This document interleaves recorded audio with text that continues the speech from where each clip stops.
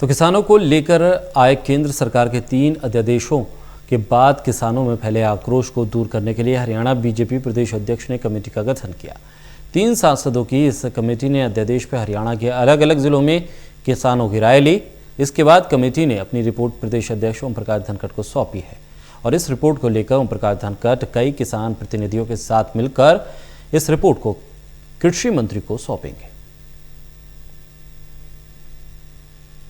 लेकर आए केंद्र सरकार के 3 अध्यादेशों के बाद किसानों में अलग अलग जगह फैले असंतोष को दूर करने के लिए हरियाणा बीजेपी प्रदेश अध्यक्ष द्वारा बनाई गई 3 सांसदों की कमेटी ने अपनी रिपोर्ट प्रदेश अध्यक्ष को सौंपी। इस समिति के लिए प्रदेश अध्यक्ष ने सांसद धर्मवीर सिंह, नायब सिंह सैनी और ब्रजेश सिंह को नियुक्त किया था। इसमें हरियाणा के 3 जिलों में जाकर वहां के किसानों और प्रतिनिधियों के साथ बैठक कर इस मामले पर बातचीत के बाद तीनों सांसदों द्वारा बनाई गई रिपोर्ट आज प्रदेश अध्यक्ष को सौंपी गई।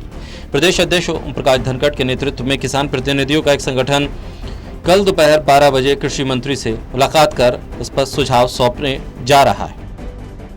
पिछले 2 दिन में रोहतक, करनाल और पंचकुला में हजारों किसान प्रतिनिधियों से मिली है। उनसे जो सुझाव आए हैं उन सब सुझावों को संकलित किया है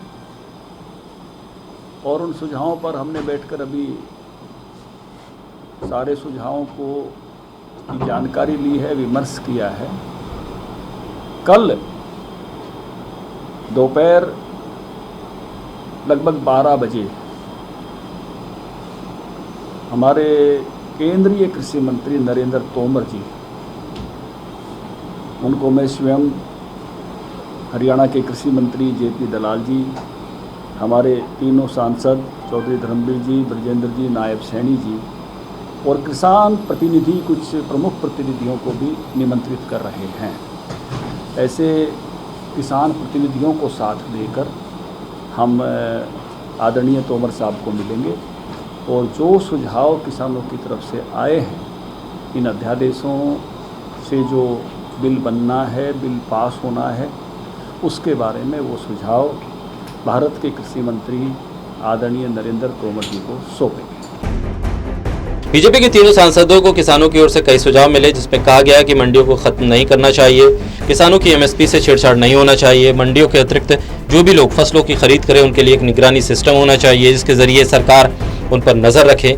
कुछ किसानों का कहना है कि फसल की खरीद मंडी के जरिए ही होनी चाहिए, जबकि कुछ लोग बाहरी लोगों के द्वारा खरीद को भी सही बता रहे हैं। बीजेपी का साफ तौर पर कहना है कि ये अध्यादेश बृहद रूप में किसानों के फायदे के लिए लाया गया, लेकिन विपक्ष के द्वारा इसे लेकर भ्रम फैलाया गया।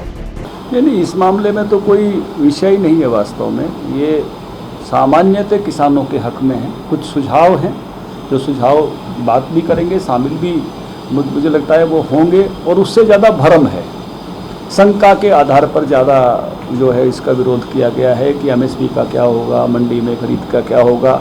वो आज तोमर साहब ने, आदरणीय तोमर साहब ने स्पष्ट कर दिया है कि एमएसपी ज्यों का त्यों रहेगा उसी प्रकार से, और ख़रीद भी उसी प्रकार से मंडियों में होती रहेगी। तो जो एक शंका, एक भ्रम उत्पन्न किया जा रहा था, वो उसकी भी मुझे लगता है कि उसके बादल छट गए हैं। अब तो केवल जो सीधी मार्केटिंग करने वाले किसान हैं, डायरेक्ट मार्केटिंग वाले एफपीओज हैं, प्रगतिशील किसान हैं, उनको लाभ देने के लिए जो ये 3 अध्यादेश आए हैं जो अभी बिल में बदलेंगे, तो उस नाते से ये केवल उनकी सुविधा के लिए है। तो जो भी किसके कारण से कोई भ्रम की स्थिति उत्पन्न हुई थी, मुझे लगता है कि आज उसमें से स्पष्टता बहुत बड़ी आ गई है और इनके बारे में कुछ सुझाव हैं वो कल हम जाकर जो है वो उनको सौंपेंगे, जो हरियाणा के किसानों की तरफ से आए हैं।